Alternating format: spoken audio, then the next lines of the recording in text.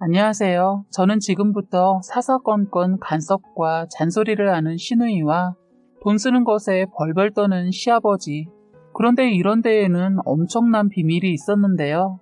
지금부터 저희 사는 얘기를 해볼게요. 그리고 결론부터 말하자면 끝내는 남편이 자기 아버지를 버리더군요. 남편이 이렇게까지 선택을 하게 된 것에는 저만 모르는 비밀이 숨겨져 있었습니다. 저라도 남편 입장이었으면 정말 그런 선택을 하지 않았을까 싶습니다. 그동안 잘 버텨온 것이 용하더군요. 남편은 이제 또 다른 인생을 살기 위해 많은 변화의 시기를 겪고 있습니다. 지금은 남편과 다시 연애 때로 돌아간 것 같습니다. 아픔을 겪고 나서 그런지 다시 설렘도 있고 앞으로의 삶도 기대가 됩니다. 저희는 만남도 남들과 다르게 예사롭지 않게 만났는데 결혼해서 사는 것도 순탄치가 않았네요. 저희는 사내 커플이었습니다. 남편의 첫인상은 참 강했어요. 누가 보면 이제 막 출소한 사람처럼 보였으니까요. 외모를 비하하는 스타일은 아니지만 살짝 남편의 첫인상은 짧은 스포츠 머리에 피부는 검은색에다 몸은 운동을 했는지 울그락불그락 하더군요. 여기에 말투가 영화에서나 나올 법한 조폭들의 말투였는데 살짝 무섭다는 생각까지 드는 사람이었지요. 남편은 저보다 3살 어리고 지방에서 일을 하다 도시로 이사를 하면서 일자리를 알아보았는데 일자리 구하기가 어려워 잠깐 배달 알바를 했었는데 이러다 계속 배달 알바만 하겠다 싶어서 일단 하던 알바 그만두고 여기저기 구직 신청해놓고 기다리고 있다가 운 좋게도 저희 회사에 어렵게 취직을 했다고 하더군요. 남편은 영업 쪽에 일을 맡게 되었는데 자신을 소개할 때 그러더군요.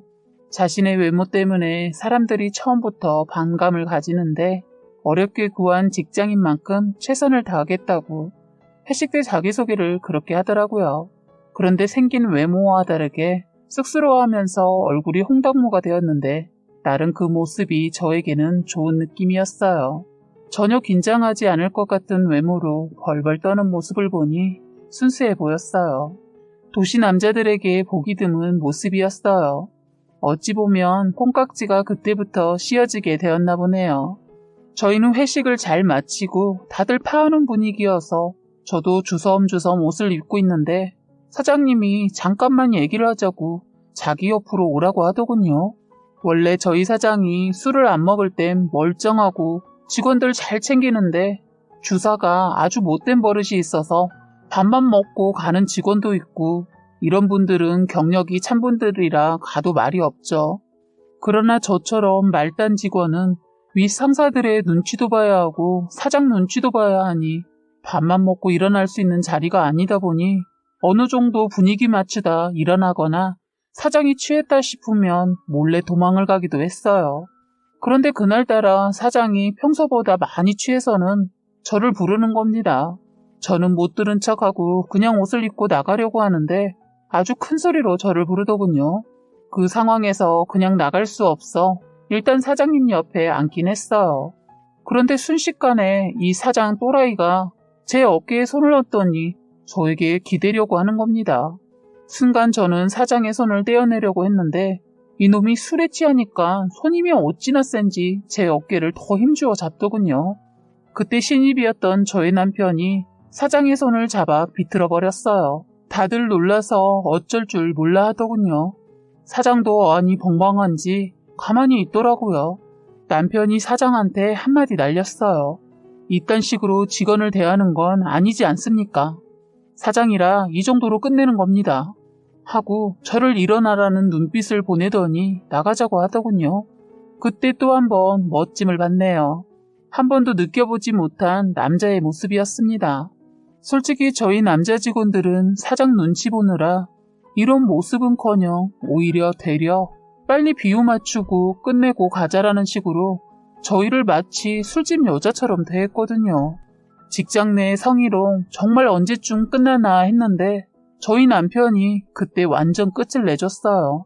그날따라 많이 놀라고 기분 들었고 일을 그만둬야 하나 싶었는데 그때 남편의 도움으로 마음을 다시 다스릴 수 있었죠. 예전부터 퇴사 고민 안 했던 건 아니에요. 그런데 친구들 얘기를 들어보면 다른 곳도 여기저기 알려지지 않아서 그렇지 여자가 회사 생활하기 힘든 곳 많다고 하더라고요. 그나마 사장 이놈이 술만 안 먹으면 별 상관없는 회사였거든요. 저희 회사 일도 저에게 잘 맞고 재밌고 그동안 해온 것도 아깝고 그러니까 술만 먹으면 개되는 사장 빼고는 다 좋은 곳이어서 그동안 버텼거든요. 그런데 이 일로 이제는 고민하지 않고 회사를 다니게 되었어요. 정말 다음에 회식이 있었는데 사장 절대로 참석하지 않았습니다. 사장 술만 먹으면 그런 사람인 거 직원들이 말을 안 해주니 자신이 그렇게까지 하는 줄 모르고 있다가 이번에 된통 크게 당하고 회사 내에 말이 돌면서 사장도 알게 되면서 자기도 들은 게 있으니 나중에 머쓱했겠죠. 어쨌든 자기가 알아서 자리를 피하더군요. 한 번도 사장한테 덤비는 사람이 없어서 꾸준히 추태를 보였는데 사장이 이제는 되려 남편의 눈치를 보더라고요. 남편의 아주 큰 활약으로 회식의 자리가 즐거워졌어요. 저희는 그날 이후로 약간의 썸을 타게 되었어요.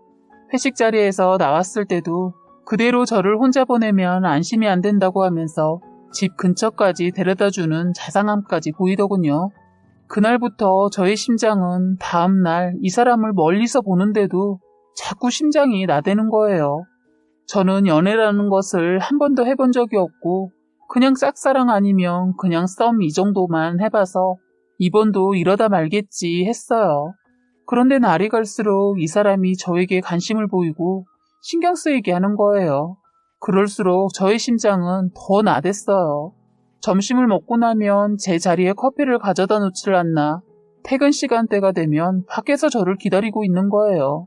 저는 이 사람의 마음을 알고 싶어서 물어봤네요. 왜 나한테 잘해주는 거야? 잘해주고 싶으니까. 상사로서? 아님 누나로서? 참 가만히 보면 두네. 연애 안 해봤나요? 남자가 매일 커피 대령에 퇴근 시간에 맞추어서 기다리고 있으면 뭐겠어? 퇴근 시간에 기다리는 건 그냥 집이 같은 방향이니까 그러는 거 아니야? 바보 멍충이. 이러더군요. 사실 저희는 회식 때 그 일이 있고 저를 집에 데려다 줬다고 했잖아요. 그날은 제가 놀라고 힘들었을까봐 어떠한 말도 하지 않더라고요. 그런데 다음날 또 저를 기다리고 있길래 저는 괜찮다고 거절을 했는데 이 사람 한다는 말이 자기도 저희 집 가는 방향이랑 같다고 하면서 저를 기다린 게 아니라고 하는데 조금 민망했어요.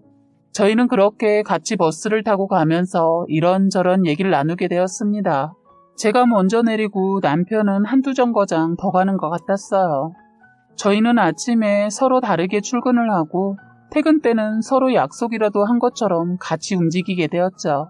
이상하게 저는 한 달 동안 이 사람과 다니면서 저녁 약속을 아예 잡지 않았어요. 이 사람도 마찬가지로 약속이 없었던지 저와 같이 퇴근을 했네요. 회사 내에서는 제가 상사니까 반말을 안 했는데 밖에서는 제가 누나니까 회사를 나오면 바로 반말로 말을 했는데 자꾸 자기 보고 동생 취급하지 말라고 하는데 그때까지도 저는 이 사람의 마음을 몰랐어요. 그냥 저 혼자만의 썸이겠니 했거든요. 눈치 없는 저를 위해 남편이 용기 내서 저에게 버스 안에서 프로포즈를 했네요. 그것도 2달밖에 안 봤는데 저에게 결혼하자고 하는 거예요. 놀라기도 했지만 얘가 아직 어려서 감정에 즉흥적이구나 싶었어요. 그런데 즉흥적이 아니구나 했던 게 반지도 준비하고 가방에서 꽃까지 꺼내면서 저에게 무릎을 꿇었어요. 버스 안에는 퇴근 시간대라 사람이 꽤 있었는데 그런 용기를 내서 청혼을 하니까 거절을 할 수가 없었어요. 저희는 집에 가는 도중에 버스에서 내려 서로의 마음을 확인했네요. 정확히 그날을 첫날로 하고 회사엔 비밀로 하고 사귀게 되었어요. 늦게 배운 도둑이 날 새는 줄 모른다고 저는 연애라는 걸 처음으로 해서 그런지 제 삶이 이 사람 거인 양 살기 시작했어요. 저라는 사람을 완전히 이 사람에게 맞추게 되었죠. 사랑을 하면 변한다는 말 실감이 되더군요. 감정 표현에 미숙했던 저는 남편을 만나면서 하나하나 변하기 시작했습니다. 좋으면 좋다고도 말하고 잘못했으면 미안하다고 사과도 하게 되고 완전 자존심도 내려놓게 되더군요. 이런 게 사랑의 힘인가 싶었습니다. 저는 이 생에 이 사람이 마지막 제 남자가 될 것처럼 열렬히 사랑했네요. 이 사람 또한 제가 그렇게 해주는 것에 고마워하고 많이 아껴주고 사랑해줬어요. 저희는 그렇게 비밀 사내 연애를 6개월 하다가 결혼을 하기로 했어요. 만난 지 1년도 되지 않아 결혼을 결심했네요. 친구들은 무모한 결정 아니냐고 했지만 저는 솔직히 결혼이라는 거나 사람을 만나는 것에 대해 많은 시간이 필요하다고는 생각하지 않는 사람 중에 하나예요. 남이 저를 속이려고 하고 만남을 한다면 얼마든지 속일 수 있는 것처럼 짧은 만남에서 진심을 보았다면 괜찮다고 생각했어요. 그런데 결혼은 둘만 하는 게 아니라는 걸 결혼 준비하면서 알게 되었습니다. 결혼은 집안과 집안이 하는 거구나 라는 걸 상견례 때부터 알게 되었네요. 그렇다고 결혼을 깰 정도는 아니었지만 결혼 생활이 순탄하진 않겠구나 라는 생각은 들었어요. 그래도 이 사람 무조건 제 편이라 그냥 남편 믿고 결혼을 결심했던 것 같네요. 저는 지금까지 너무나 편하게 살아왔구나 라는 생각을 자꾸 하게 만드는 것은 저희 시부모님 때문입니다.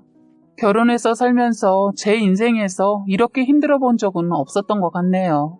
이제부터는 저희 시부모님과 시누이 얘기를 해볼까 합니다.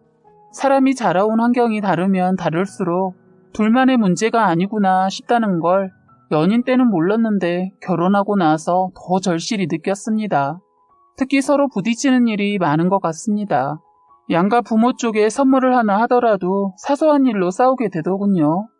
시부모님이 선물을 받고 트집을 잡으니까 그냥 넘어가는 게 없었어요.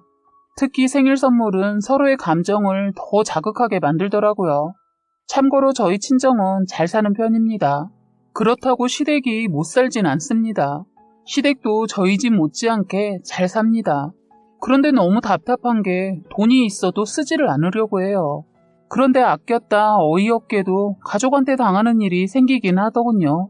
결혼하고 처음 시어머니 생신이 있었어요. 저는 나름 생각하고 고민 끝에 값이 좀 많이 나가는 가방을 선물해 드렸어요. 소위 말하는 명품이랄까요? 그런데 시아버지 질투를 하셨는지 어머님의 가방을 보더니 돈지랄 했다고 저를 앞에 두고 말을 하는 겁니다. 정말 민망했어요. 왜 저렇게까지 저러시나 했어요. 그런데 그러고 보니 제가 눈치가 없긴 없었네요. 한동안 잊고 있었는데 그러고 보니 생일날 난리가 나고 나서 예전 일이 생각이 났어요. 10,000원 쓸 때도 벌벌 떠신다고 해야 하나? 한 번은 결혼 전에 저하고 신랑 그리고 예비 시어머니 이렇게 다 같이 바람을 쐬러 갔다가 저희가 통 크게 식사 대접하고 가다가 마침 재래시장이 있어서 거기 들러서 물건을 사기로 하면서 일어난 일이 있었는데 그때 일이 생각났어요. 그런데 어머님과 아버님이 거기서 대판 싸우게 되었네요. 어머님이 필요한 게 있다고 물건을 집어들었는데 아버님은 쓸데없이 자꾸 산다고 어머님이 사려고 한 것을 자꾸 내려놓는 거예요. 저는 아버님이 왜 저러나 싶었습니다. 어머님이 본인 거 사는 것도 아니고 가족들 먹일 재료들 사는데 왜 저렇게까지 할까 싶었죠. 어머님도 참다 터지고 말았어요. 저 보기 민망했던지 사시려고 했던 고사리를 푸대채 시아버지를 향해 던져버렸어요. 푸대가 터지면서 고사리 몽탱이가 여기저기 떨어지고 그때 일을 생각하면 참 기가 막히네요. 결국 그 고사리 제가 계산하니까 시아버지 아무 말 안 하더군요. 제가 그날 시어머니 필요한 거 이것저것 다 사드렸어요. 시아버지 입에 기에 걸리더군요. 아니 시아버지 돈이 없는 것도 아닌데 왜 쓰질 못하는지 답답하셨어요. 그리고 더 기가 막힌 것은 간 김에 회도 먹고 가자고 해서 회를 먹기 위해 생선을 고르고 있는데 이건 얼마냐 저건 얼마냐 결국 비싸다고 흥정만 30분 넘게 하시더니 어이없게도 그냥 가자고 해서 그냥 왔습니다. 정말 입이 다물어지지가 않았어요. 너무 창피하고 사장님께 죄송하더라고요. 그 이후론 절대로 결혼 전에 어디 모셔가지 않았습니다. 그때 제대로 딘 거죠. 그리고 상견례 때도 생각이 나서 이것도 말해야겠네요. 저희 아버지는 예전에 땅으로 돈 좀 버셨어요. 여기저기 투자한 것이 대박이 나시면서 건물도 몇 개 가지고 있습니다. 그런데 이런 것까지는 남편한테 말하지 않았어요. 괜히 자랑 같기도 하고 남편 기 죽이기 싫어서 말하지 않았습니다. 저희 친정과 시댁 비교하자면 시댁이 훨씬 저희 집보다 기울거든요. 상견례 자리에서 저희 아버지는 신이 나셔서 제가 결혼할 때 차도 사주시고 집도 해주신다고 하는 거예요. 시아버지 그 말 듣고 완전 기둥뿌리 뽑아서 시집 보낼 생각이냐고 하더군요. 그러자 저희 아버지 그냥 제가 좋아서 그런 겁니다 하더군요. 원래 딸들이 시집갈 때 친정 기둥뿌리 흔들리게 하고 시집간다고 들었는데 저희 집은 반대셨어요. 그런데 저한테 그 정도 해준다고 친정이 크게 어려워지는 정도는 아닌데 시아버지 저희 친정의 재산의 정도를 모르시니까 그런 말을 하더군요. 그리고 저희 친정 아버지가 집까지 해준다고 하니까 자존심이 상하셨나 봐요. 시아버지가 고지식 하셔서 결혼할 때 집은 남자가 해야 한다는 식이더군요. 그러면서 웃긴 것은 해주시는 게 아니고 대출을 끼고 하라는 겁니다. 그럼 그게 남편이 해오는 것이 아니고 그냥 같이 장만하는 거잖아요. 그래도 시아버지는 이런 것도 아들이 벌어서 갚는 거니까 해가는 거라는 식의 말이었어요. 솔직히 결혼해서 대출이 있는데 부부가 네 집 내 집 하면서 누가 따로 계산하면서 살겠어요. 빨리 갚고 편하게 살려고 같이 벌어서 갚게 되지. 저는 집이라도 해주시면서 그런 말 하는 줄 알고 아빠가 집은 안 해줘도 되겠다 싶었는데 시아버지 말도 안 되는 소리를 하더라고요. 저도 사실 저희 친정아버지한테 집, 차 이런 거 바라지 않는데 아버지가 좋아서 하신다고 하니까 말리진 않았는데 시아버지 말 들으니까 어이가 없었어요. 그런데 저희 아버지는 워낙 손도 크고 시원시원하신 분이라 예비 시아버지의 그딴 말 같은 거 신경 쓰지 않고 아버지는 집을 꼭 남자가 하라는 법 있냐 하시면서 화끈하게 사주시겠다고 했습니다. 저는 시아버지 그래도 끝까지 고집 부릴 줄 알았는데 저희 아버지 말 확실하게 대답 듣고서는 시아버지 못 이기는 척 받아들이더군요. 이 심보를 뭐라고 표현해야 할까요? 그런데 이런 데에는 다 이유가 있었다는 거를 나중에서야 알게 되었습니다. 그때 시어머니도 했던 말이 생각나네요. 자기 아들 그런 것 때문에 기죽는 거 아니냐고 하시는데 시아버지 시어머니 귀에다 대고 소곤대는데 예의가 아닌 것 같았어요. 괜히 저희 부모님께 죄송하더라고요. 시어머니 시아버지 귓속말이 끝나자 그냥 입으로 저희 아버지한테 사돈 이제 그만하세요. 애들 살면서 집도 장만하고 어려움도 알아야 돈 귀한 줄도 압니다. 저희 시어머니 갑자기 그런 말을 하더라고요. 아무래도 시아버지한테 코치를 받고 말씀하시는 것 같았어요. 그런데 아버지의 한마디에 시어머니 말문을 닫더군요. 안사돈, 저는 애들한테 돈 쓰려고 이렇게 열심히 살고 돈 모았습니다. 저는 제가 애들한테 돈 쓰는 거 하나도 안 아깝습니다. 내가 돈이 쓰고 넘치도록 있는데 왜 고생을 시킵니까?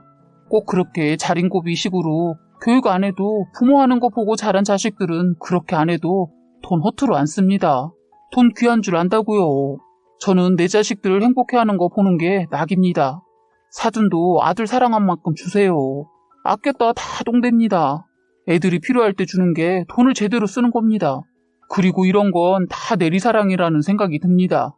내가 내 딸한테 주고 훗날 내 딸이 또 자기 애한테 주고 주는 것이 얼마나 행복한 줄을 배우면 인간 말종 안 돼요.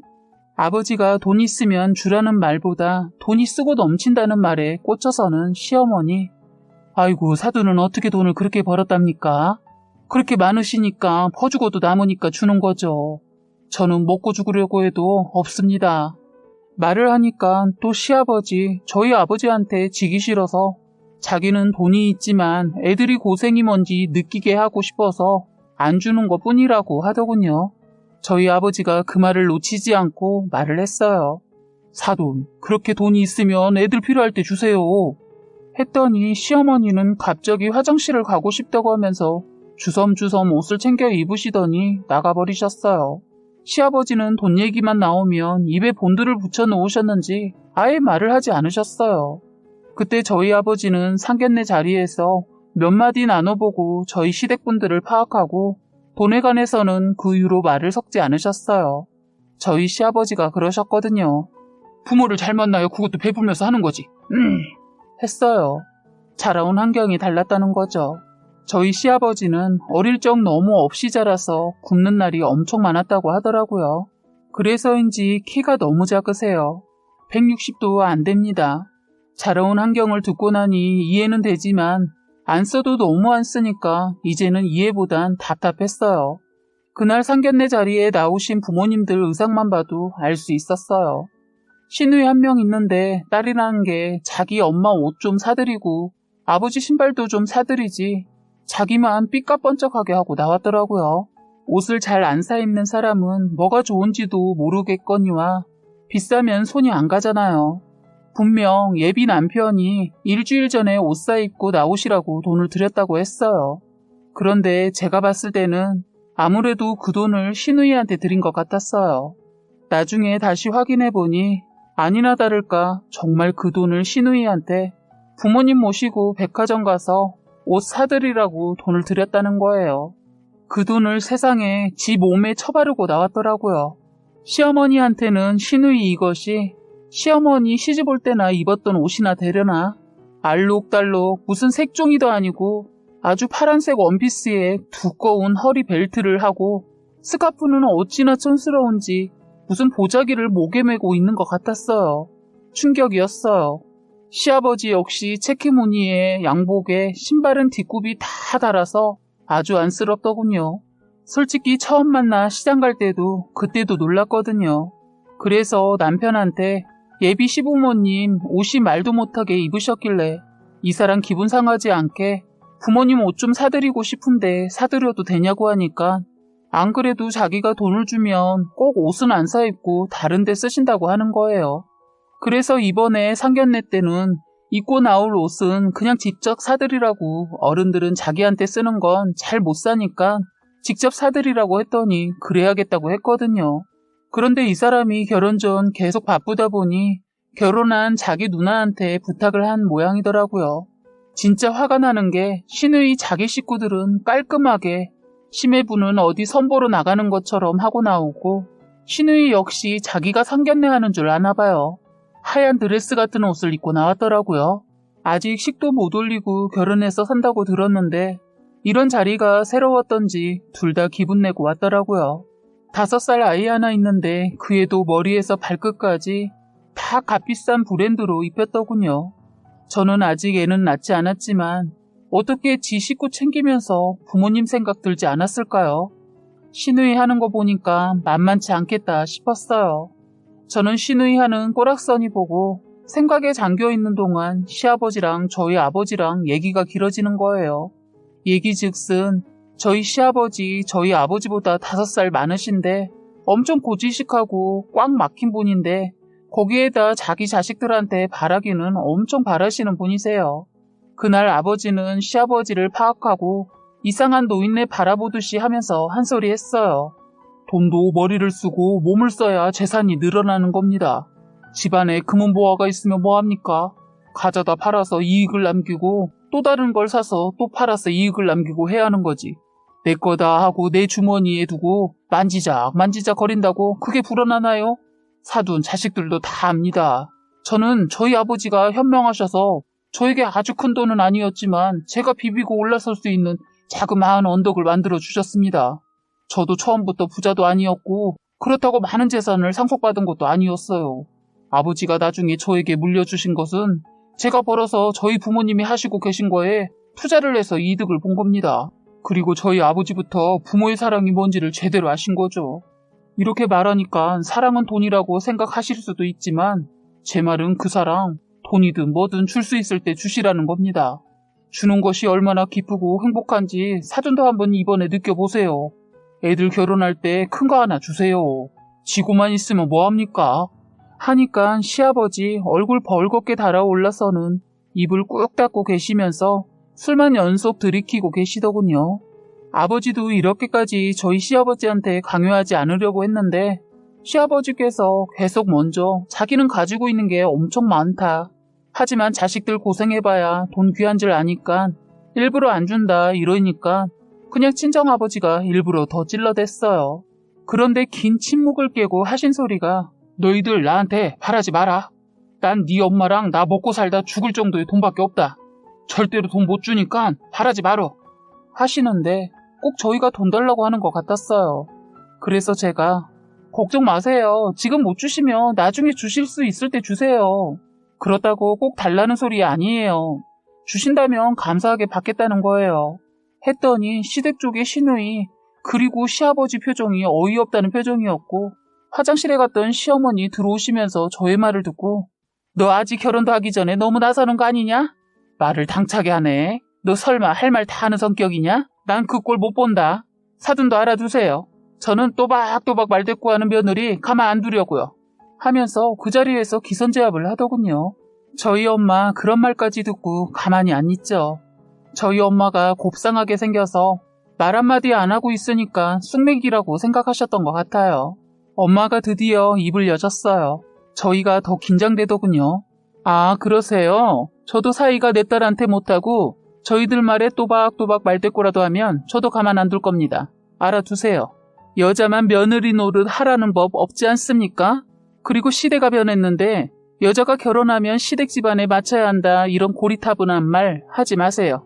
사돈이 며느리였듯이 저도 사이였습니다. 우리네들이 서로 좋다고 해서 결혼한다고 해서 한 가정을 새롭게 이쁘게 지혜롭게 꾸며나갈 수 있도록 지지해주는 것이지 배나라 감나라 하면서 참견하고 심판하고 결정해주는 사람들이 아니라는 걸 꼭 알고 계셨으면 합니다. 사돈이 내 딸을 가족들의 밥이나 하고 집안에 청소나 하는 그런 취급하시면 저도 매주 사위 불러서 저희 집 밥하고 청소시키렵니다. 서로 지킬 것은 지켜가며 가족이 서로 도와가며 살아야지 한 사람만 희생자가 되지 않는 그런 가정을 만들어주셨으면 합니다. 이것 또한 부모가 하기 나름이기 때문에 말하는 거예요. 말하자 시어머니 저희 엄마의 말에 말문이 막혔는지 어떠한 말도 못하고 참나 한 소리하고 시아버지 만 하셨어요. 시부모님들이 아무 말 못하고 있으니까 갑자기 시누이 이것이 어른들 얘기에 끼어들어 그럼 그렇게 귀한 공주 같은 딸을 모시고 살지 왜 시집을 보냅니까? 하더군요. 이럴 줄 알고 준비했는지 저희 엄마 시누이를 향해 바로 치고 들어가더군요. 여자가 꼭 가정일을 다 도맡아서 하라는 법이 있나요? 사돈도 결혼해서 애까지 키우고 있으니까 더 잘 알겠네. 요즘은 맞벌이도 많고 하는데 왜 이렇게 여자는 밥하고 빨래하고 집안일하고 밖에 나가 일도 하고 남자는 일만 하고 들어와 차려진 밥 먹고 TV 보면서 쉬고 있어야죠? 했어요. 그러자 시누이 말 못하고 있는데 시어머니 이 말에 자신이 그러고 있는 거 알아준 것 같아 속이 시원했는지 갑자기 돌변해서는 엄마 말에 맞장구를 쳤어요. 맞아요. 왜 여자만 같이 일하고도 밥하고 살림하고 애 보고 아이고 사돈이 내 속을 알아주네. 당신 잘 들었지? 우리 집 얘기를 하고 있잖아. 시어머니 너무 웃겼어요. 시어머니 아까 당신이 했던 말 다 잊어버리고 갑자기 저희 엄마랑 하나가 되어 신이 나서 좋아라 하셨어요. 그런 모습의 시아버지 줏대를 바로잡어. 뭐야 당신? 어느 편이야? 하셨어요. 시어머니 어이없는지 뭐 편이 어딨어. 나도 이제 나 혼자 다 안 할 거요. 내가 바보 멍충이처럼 헛살았어. 내가 당신보다 어리고 며느리 엄마하고 동갑인데 지금 눈이 있으면 보라고. 내가 훨씬 언니 같잖아. 여자는 남편에 따라 다르다더니 사돈 보니까 알겠네. 우리도 돈이라면 없는 집도 아닌데 돈 있으면 뭐래 쓰지를 못하게 하는데 내가 헛살았어. 내가 한순간에 잘못된 선택을 했어. 그게 뭐가 죄라고. 어리석었어. 이제 나도 아무것도 안 할 거니까 밥도 당신이 차려 먹고 청소도 당신이 하셔. 하자 시아버지 이놈의 옆에 내가 지금 여기가 어디라고. 미쳤어? 이제 늙으니까 배는 게 없냐? 그래 없다. 너 같은 인간 만나서 내가 지금 이 모습이며 이 몸이 이게 뭐야. 사돈 양반 하는 거 발가락 떼만큼이라도 따라가봐. 행여나 마누라 어떻게 될까봐 아끼는 거. 너는 나 밥 먹는데 반찬 하나라도 얹어줘봤냐? 해준 밥도 트집 잡기 바빴지. 하자 갑자기 시아버지 식탁을 탁 하고 내리쳤어요. 저희는 두 분이 싸우시고 있어서 그냥 다들 아무 말 안 하고 지켜보고 있었는데 시아버지 민망했던 모양이에요. 저희 친정아버지와 비교질을 당하니까 화가 엄청 나셨어요. 그래서 그때 상견례 자리가 싸움하는 자리가 되는 바람에 혼수 이런 거 말도 꺼내지 못하고 그냥 돌아왔네요. 시누이 이것도 돈 얘기 나올 때 시아버지 저희 남편한테 한 푼도 못 준다고 할 땐 아무 소리 안 하고 미소만 짓고 있더니 집안일 다 같이 하라는 저희 친정 엄마 말에 발끈했던 그 모습이 아직도 선하네요. 어쨌든 상견례 자리에서 그 난리가 나고 나선 그 이후에 서로 만나는 일을 최대한 피했습니다. 만나기만 하면 저희 시부모님들께서 싸우셔서요. 그렇게 저희는 어렵게 우여곡절 끝에 결혼을 했습니다. 다행히 엄마나 아버지가 결혼해서 어떻게 살아야 한다는 말을 언급해서 그런지 시어머니 저를 일방적으로 시키지 않고 아들을 더 시키고 시간이 가면서 아버님도 자연스럽게 한 가지씩 생활 습관이 바뀌기 시작했어요. 그래서 저희 시댁은 저희 부모님 때문에 어느 순간 여자, 남자, 며느리, 딸 이런 거 사라지게 되었는데 시누이 이것이 바뀌지 않고 자꾸 잔소리를 해댔어요. 걸핏하면 시댁에 와서는 일 같지 않은 일로 트집을 잡았죠.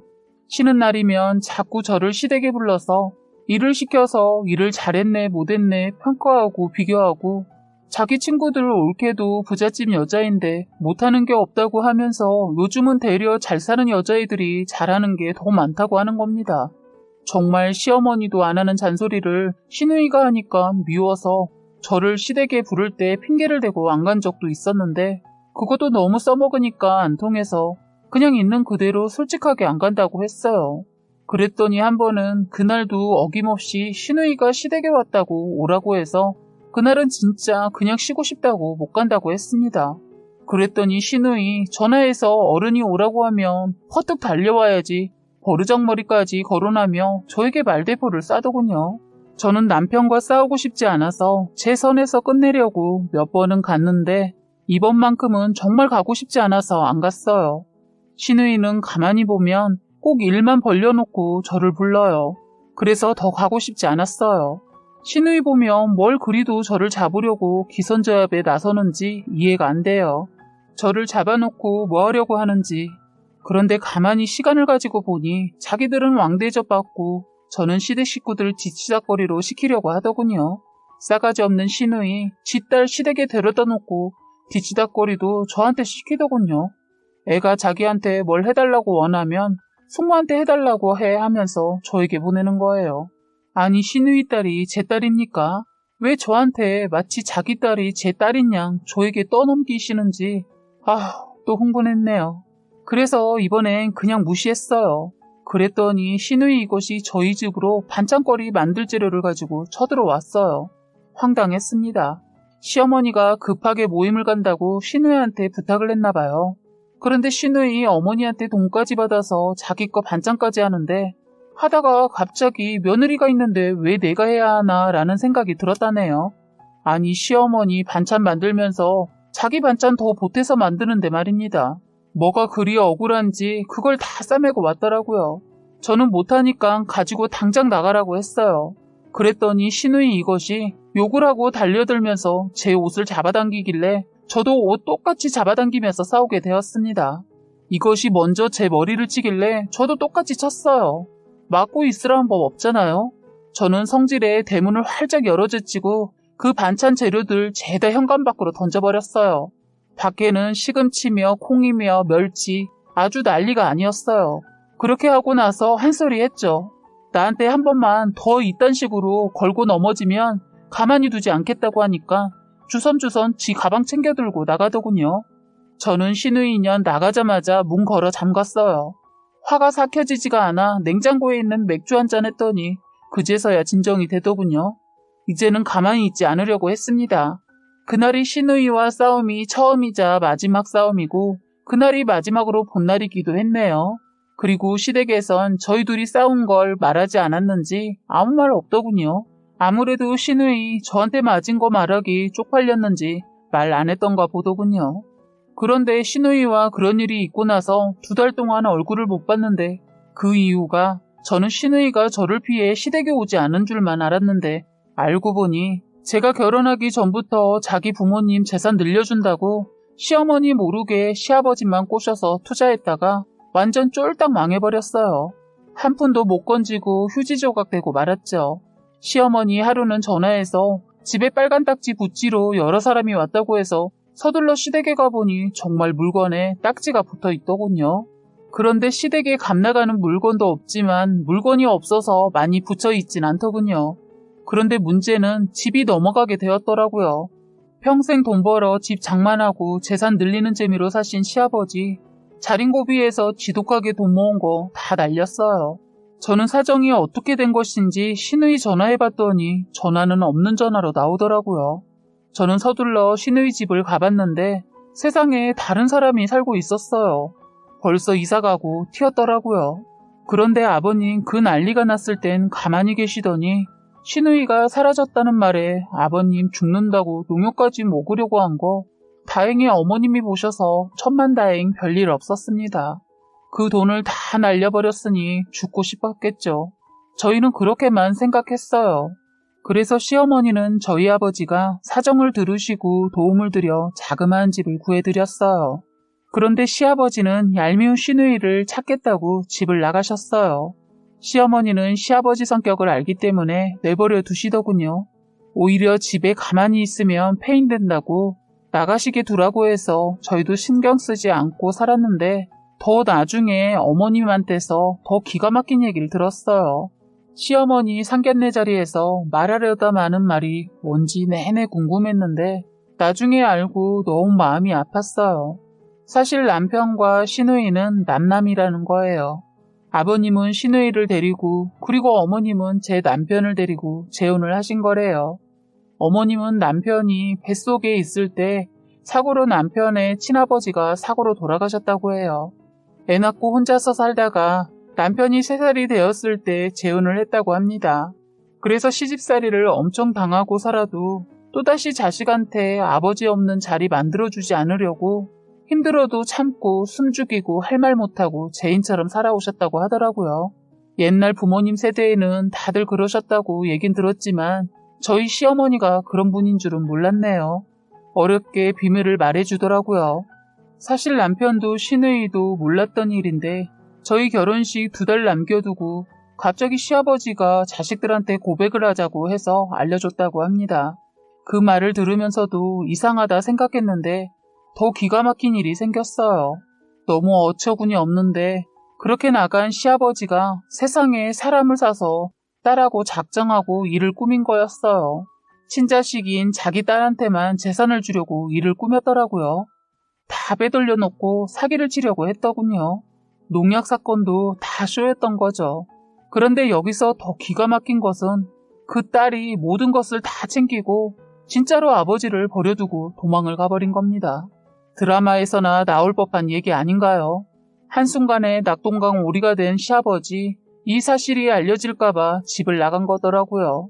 사실이 밝혀지는 건 시간 문제였으니까요. 남편이 아무리 봐도 사건 터지고 일 돌아가는 게 미심쩍어서 저희 아버지 도움받아 여기저기 알아보았는데 이런 엄청난 일을 벌렸더라고요. 남편은 얼마나 화났으면 몇십 년을 아버지로 알고 지냈는데 이런 사기를 친 것을 알고 한순간에 모든 것을 내려놓더라고요. 그래서 남편은 버러지 같은 아버지를 버리고 인간 같지도 않은 가짜 누나도 버렸습니다. 지금은 오히려 되려 더 행복한 것 같아요. 저희 아버지께서 저희 남편을 말없이 꼭 안아주시면서 등을 쓸어 내려주시더군요. 저희는 이제부터 새롭게 다시 가족이 되어서 다시 시작하고 있습니다. 거짓으로 시작한 거짓사랑 끝내는데 참 오래 걸린 것 같아요.